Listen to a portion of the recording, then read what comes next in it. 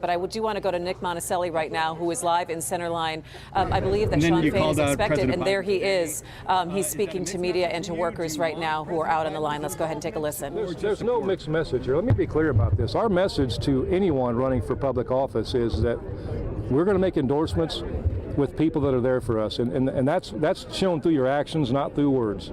Our invitation to anyone today, including the White House, to come and join our workers on the picket line.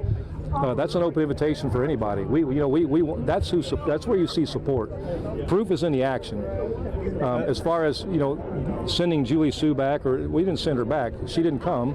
We've had conversation with the White House. We've talked with them throughout this process about where we are on things and how things are progressing, just as we have many members of Congress that have reached out, and that's just part of the process. Shawn, can you talk about But we're going to bargain our agreement. This agreement is going to be bargained by the negotiators, by the vice presidents, and by our team.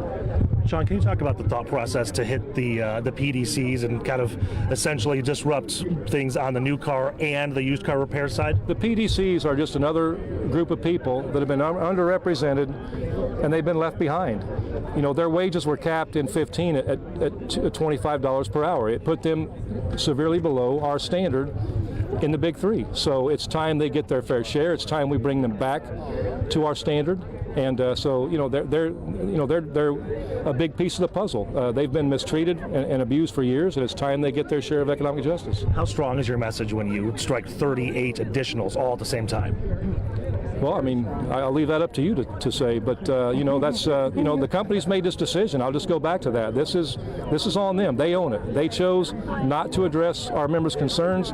They chose not to address these issues. And as long as they keep that attitude, we will keep cranking up the pressure. How far do you think the gap is between GM and Stellantis right now? It's pretty big. In a higher Don't know how else to say it. salary, is it job security? Can you put priorities on what you're discussing? Well, we've been very, very clear with the companies. Ending tiers is a huge priority. Just like our workers here, they're a tier of workers. There's no excuse for it. Their work should be valued as much as anybody else's. Wages. We haven't seen wage increase. We went behind. We went backwards in wages in the last 15 years. In the last decade, these companies have made $250 billion. In the last 6 months, they made $21 billion. CEO pay went up 40%. The price of cars went up 34%. Hell, most of our members can't even afford to buy what we make. And so this is about wages. 6% pay increases in the last 4 years. Inflation went up almost 20. We're going backwards. We've heard they're around 20. Are you guys still sitting at 40?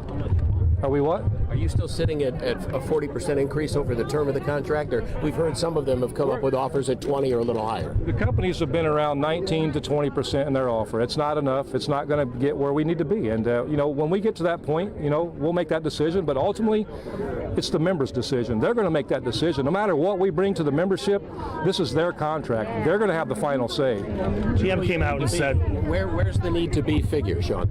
I didn't hear that. I'm sorry. Where's the need to be figure? Meaning, are you still at 40, or when you say they need to get where they need to be? It's going to depend on a lot of things. It's going to depend on cost of living. It's going to depend on retirement security. It's going to depend on several issues. And right now, we are nowhere on several of those issues with the company. So all those things play into the final decision. So, are the negotiations contentious, or is there a friendly dialogue?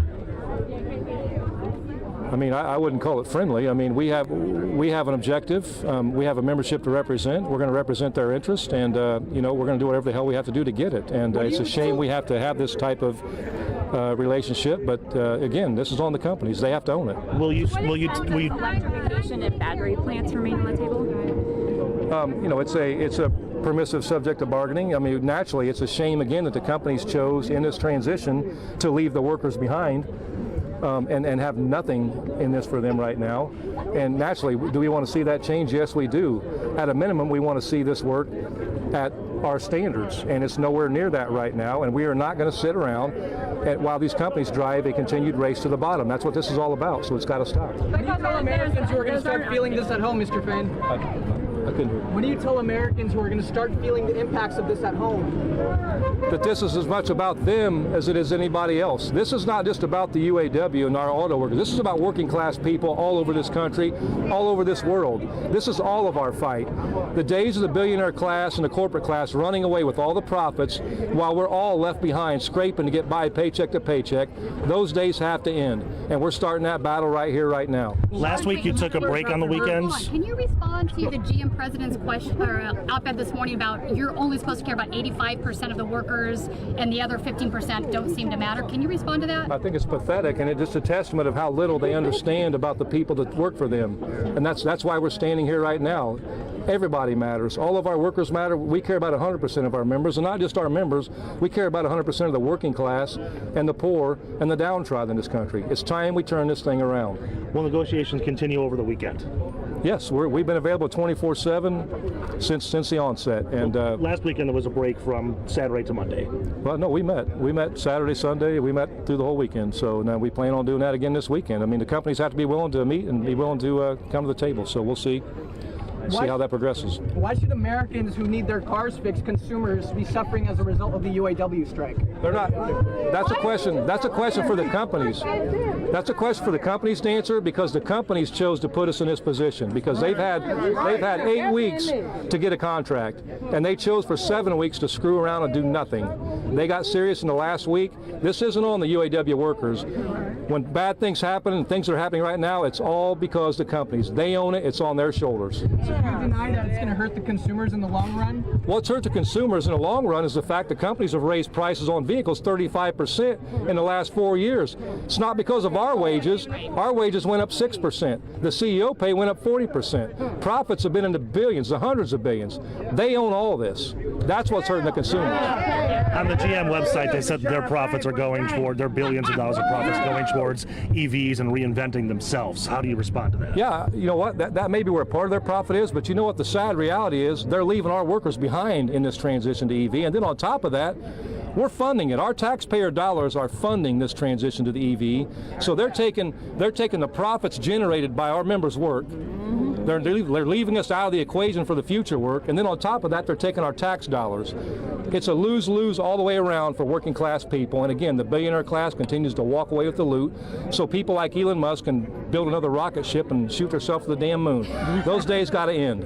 As far as the strike fund, how long do you think you can continue down this road? As long as it takes. Where have GM and Stellantis moved this year? I'm gonna walk with our people now. This is about the membership, and I encourage you all to talk to our members. They're the ones that it's all about. Let them tell you what they go through. Let them share their experience with you. It's important you hear it from them. Thank you. All right, Christy, obviously a very fired up membership here. I'm going to kind of, on live TV, kind of skate out of the way here so we can kind of have a debrief conversation about what we're talking about here. So, as you are well aware that Shawn Fain, the UAW, announcing 38 additional plants. So we can spin around here and show you all the members here on strike. Now, what we're at right now is the Centerline packaging plant. Now, this plant is crucial for them to, honestly, package up and ship their parts back out. From the members that I've talked to, they believe that these positions, these plants were chosen because it really creates a rift, a problem with the manufacturers, because now GM and Stellantis, the only two that are targeted in today's round of strikes, they are the only ones that are no longer able to not just get new parts to assembly lines to build new vehicles, but now they're unable to get parts for repairs to current vehicles. So any vehicles that are sitting at a dealership right now waiting for a part, they're no longer going to get them. You may have heard some of the questions about, why should the American public feel, the pressure for as part of the strike, and you heard Shawn Fain's response that it's the big three's fault, not ours. So you're going to hear a lot of that over the next couple of days. But in terms of the ripple effect, Christy, those 3 plants that were on strike, Wayne, Missouri, and Toledo, those obviously were impactful. Now when you add 38 additionals, you'll start to see the ripple effect very, very soon.